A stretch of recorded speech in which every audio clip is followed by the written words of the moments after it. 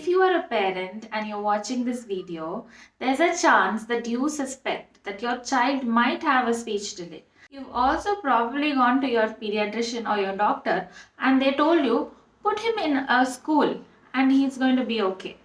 But you are not convinced. As a mom, you know that there is something missing in your child's development and you need to help them. So don't worry, look no further.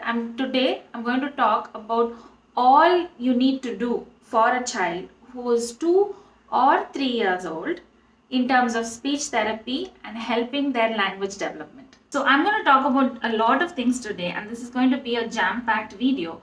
So if you want a write-up of all the things that I'm talking, you can click on the link below and send me a message and get this write-up at a very nominal cost. Or you can just watch the whole video and take your own notes. There are 4 chapters in this video. In the first chapter, we are going to talk about what are the skills your child needs to have right now at 3 years old, or what are the skills you need to work on. The second part will be seeing 3 activities. I'll make a small plan for your home speech therapy. And the third part, I'll go in a little bit detail about all the techniques that we are using and why we are using it. And in the fourth part, I'm going to give you a lot of pointers for you to do throughout your day at home with your child. So we are going to talk about 4 goal areas. So the first one is the most important, which is interaction. Under interaction, 3 main things. One, are they looking at something when you point towards it? Or are they looking at something when you say the name? Oh, look, there is the ball. And immediately their head tracks and turns towards the ball. So this is the first goal for a 3-year-old in terms of interaction. The second goal is, are they trying to imitate your smile? Are they trying to imitate your actions? Are they trying to imitate your body language? So these imitator skills is the second most important thing. And the third is a little bit of a social one, which is, are they being able to take turns? So if you're sitting down and playing a game, will they give you a toy to do it once and then they will do it the next time and then again give it back to you? Do they accept turn taking? So these are the basic interaction skills, on top of which speech and language skills develop. So the second part of the goal is receptive language, or language that they can understand. Under receptive language, there are a few things, like if, for example, if you ask, show me daddy, can they point? Show me where is your teddy bear? They can point. So they understood the word, show me daddy, show me teddy bear. Look, I can see an aeroplane. Immediately they look up.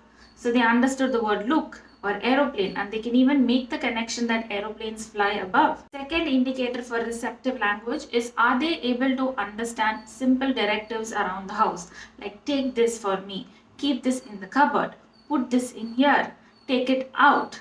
Are they able to understand things that you do every day, as well as is their vocabulary developing during the 2 to 3-year-old period, that they can even learn more new ones as and when you teach them new directions. Third part of receptive language is, do they understand simple concepts like, big ball and a small ball? If you ask them, can you bring me the big water bottle, can they get that? If you tell them, go look outside the house, if they're searching for something and you say, go look outside, do they understand the concept of out, up, down? So these are different concepts your child needs to know by 3 years of age. And then, can they respond to these simple basic questions like, what is your name? Do you want to eat chips? Do you want to go to the park? And they can answer simple like, yes, go to park or park. And they can give simple yes or no, simple responses to these questions. Now by 3 years of age, your child should be able to speak a lot of one words. So these are one words with respect to names of family members, which are nouns, people names, places name, object names. And can they also speak a little bit of verbs like sleeping, eating, dancing, jumping? Are they also using some pronouns like I, you? So these are word level skills. Now they can also make some basic sentences like, I want to go to park, or they can say like, my teddy bear gone. So they can make simple sentences like this, as well as they begin to use inflection or a question like tone, asking, where is mummy? What's that?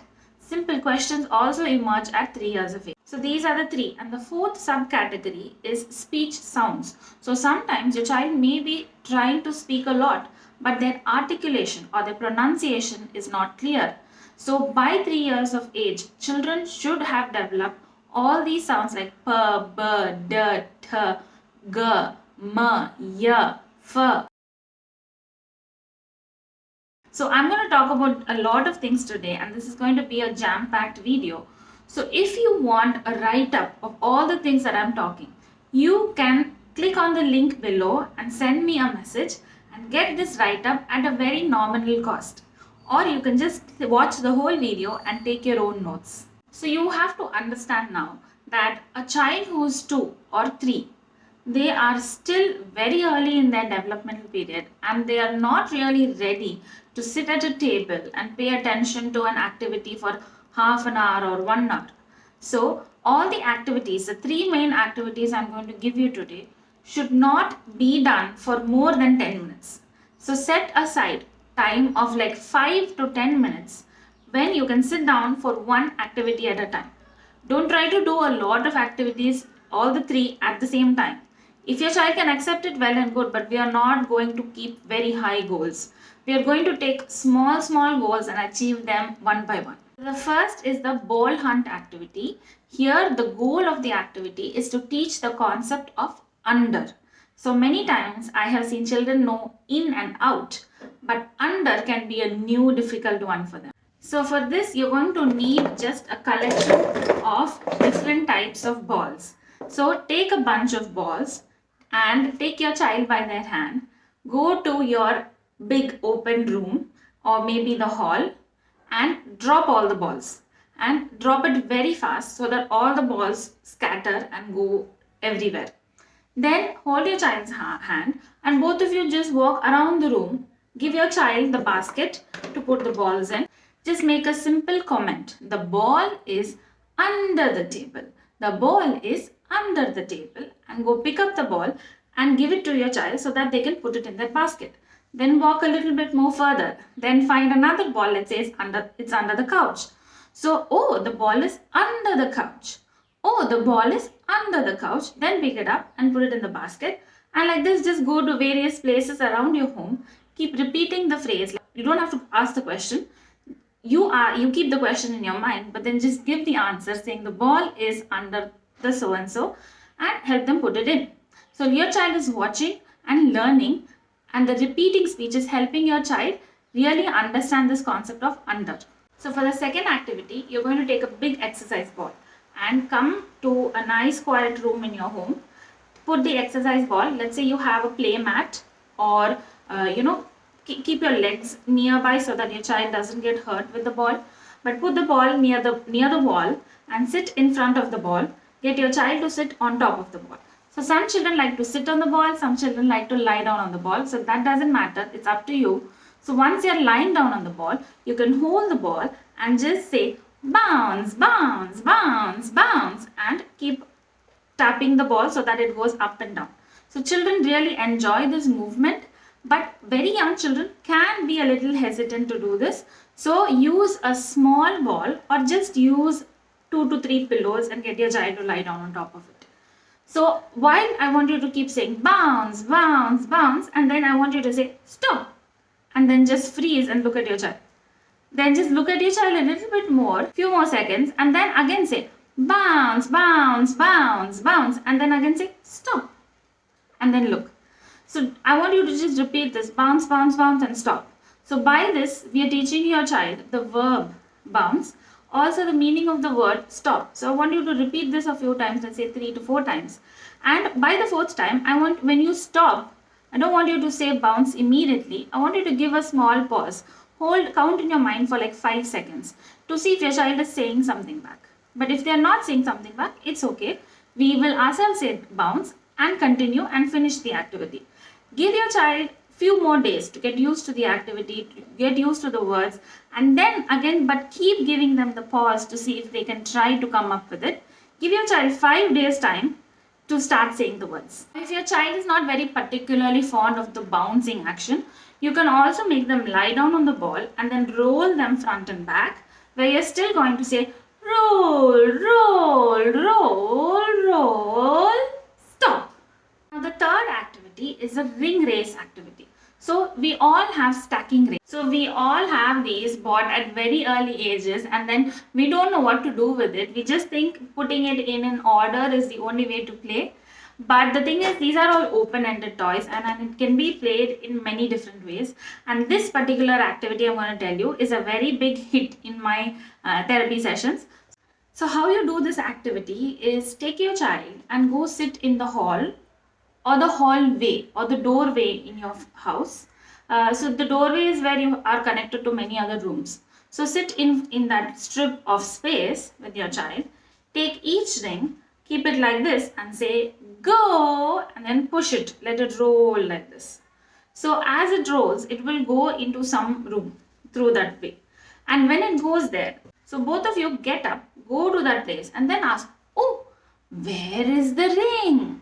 Where is the ring? And then go to the place and then point at it and say, there it is, there it is, and then take the ring and come back. Same way, take the next ring again, and again, let's say go, and then roll it. Then take your child, go to where it went, and then say, where is it? Where is it? And then point at it and say, there it is. And then let's retrieve it and come back to the place.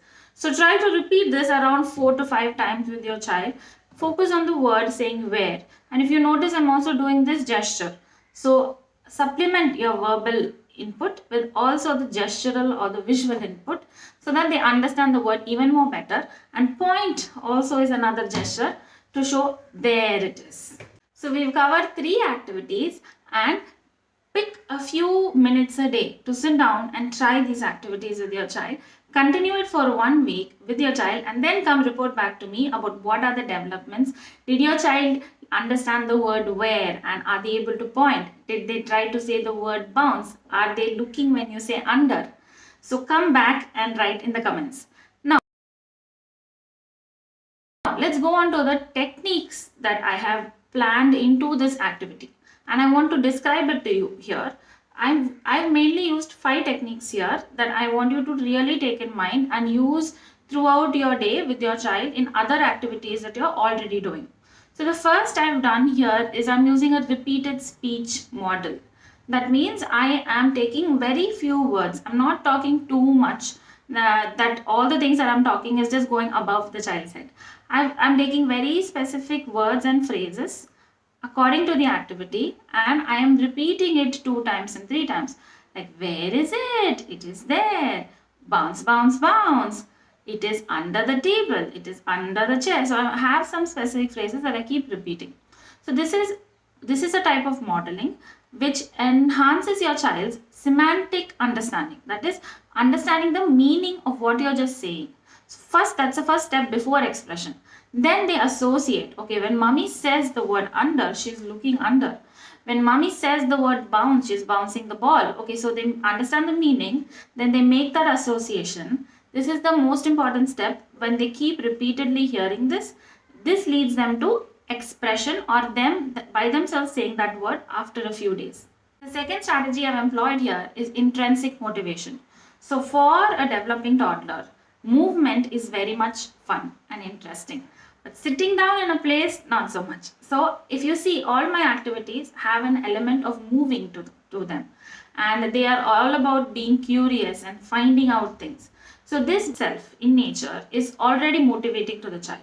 And if you notice, I have nowhere said anything about reinforcing your child, saying good job and praising your child. Because when we give a lot of praise, our children are more attached to the praise and they start expecting that praise. And the relevancy or the importance of the activity goes away. So the activity here is to enjoy time with my mom or my dad and to have fun, to play, to learn a few words. But it is not to perform. It is not to give them what they want so that they give me the appreciation. So that takes away from communication. It makes it some, like behavioral task, which we're not doing. We want to build interest, motivation in communication. So when you do a lot of behavioral tasks, if you notice, as your child develops, it will be very difficult for you to move on from that level of basic need-based communication. and your child may need more and more reinforcement and more praise to do something. So that's what we want to avoid from the early age. Thing, if you notice, is I'm using a lot of visuals, I'm using colorful toys, I'm using place, I'm asking them to look under, I'm using the gesture, I'm pointing. So these are all visually appealing activities for the child, and instead of only it being about me talking and the child listening, talking, listening, pointing, that is not enough. Children need to keep moving. Children also need to see different movements you do, like where is it, oh wow, you found it. Fourth strategy I've used is using movement based activities. It is a fact that when we move we learn, because when we move our body there are specific neurotransmitters that are released in the brain, which actually make the brain happy and more tuned towards learning. So when you move and teach, instead of sitting down in a place and teaching your child, it helps your child in learning and growing tremendously. The fifth thing I've done is I'm using floor play. I am not sitting at a table. I am moving and I am being on the floor, and I'm open to walking around. I am open to moving my body. I'm not stationary. So that is very important for kids, because kids, it's very difficult to keep their attention in one place, keep looking at one thing for a long time. So this way, they are able to move while also paying attention. And floor play is very important to build that connection, to keep learning very natural, simple and easy, so that they are not feeling very pressurized into learning also. Because when children feel like they are really being taught to, they kind of disengage. They don't want to do that, because they have high big personalities at this age. They don't want to really be listening to adults and elders all the time. So if by this way you're keeping the interaction natural, fun and easy, so that learning becomes part of the process. Now that I've talked to you all about the techniques, we are going to talk about a few things you can do at home to improve your child's speech development. So these are not activities, but these are things I want you to keep in mind, because you're going to be doing them throughout the day. So if you know like the reason we are doing this, or how to support your child's development through these things that you're already doing, it'll really maximize the efforts you're putting in your child's development. So the first thing is to do daily routine integration for your child. Meaning, we often see child, bringing up children as if it's a separate task, and we set time apart from our daily life to sit with them, to do activities and all that. While this is okay to do, but this could be very draining, and it's actually not very natural. If you see, evolutionarily, human beings did things together, and children were always part of the daily upkeep of the house. So involve your child in while you're cooking. Give them, make them as if they are your partner or your junior chef. Tell them to do certain things as you're doing this. Don't take it as a task, like I have to make my child do this, but use their help in doing the task. Use cooking time, use meal time, use cleanup time, use laundry time, use gardening time, use going out time, grocery to shopping time. All of these tasks involve your child. Now, when you start involving a very young child, you have to expect mess. It is going to be messy, it's going to be a process, but mess is part of their learning process, and learn to embrace it and learn to accept it. It's going to be there, so prepare for it ahead of time. Don't be surprised when there's a lot of mess. But this is the way children learn, and over time they will get good at it, and there'll be less mess over time. Even the second part is sensory exploration. So when a child is just born, their brain is still developing, their nerves are growing, they're trying to understand this new environment. They were very safe in the mother's womb. Now so many new things are there. It's so bright, so many sounds, so many textures. So a child is trying to understand this environment. So they're trying to take in information to understand. So this makes children naturally curious. So they want to go explore all the time. So give your child, do not stop their exploration. Have a guided exploration, or that means you are there while they're exploring. You are there so that it's going to be safe and you're going to keep an eye on them, but also give them more opportunities to go out, to touch different things, to play with different textures like sand, play-doh, Take them out to places where there is water, where there is greenery like grass, pebbles, and also let them move their body in different ways. Do not keep them very restricted in movement. Give them an open space to run, to jump, to spin, to skip, to hop, to climb. These are all very, very important for a child's development, because you remember, movement helps children learn. So by moving and exploring their environment, children are learning. And the third thing is, don't do too much screen sitting. So instead of, so you're babysitting with the screen. While you're busy doing something, you give your child the screen. This happens. We have to do certain things in life, and we can't always, 24/7 be with children. I know it happens. But half an hour a day of screen time is okay for kids. But when the screen time is continuous, like 2 hours and 3 hours, and it happens every day, then you see it takes away from a lot of natural interaction that a child can have, and it replaces it with very intensified, highly stimulating visuals, which is not real. And when you get children used to this, it's very difficult to get them back into the natural world and make them happy with just the simple toys. But it can be done. But if you have given your child a lot of screen time, don't be discouraged. They can change over time, but make sure you limit screen time. The fourth point comes along with the previous points only, which is children need outdoor time. I know that right now we are all living in these big boxes, fancy boxes, but actually human beings lived outdoor. We did not have houses. We were all in, forest and grassland near the old river. That's how we lived. So we were always constantly exposed to nature.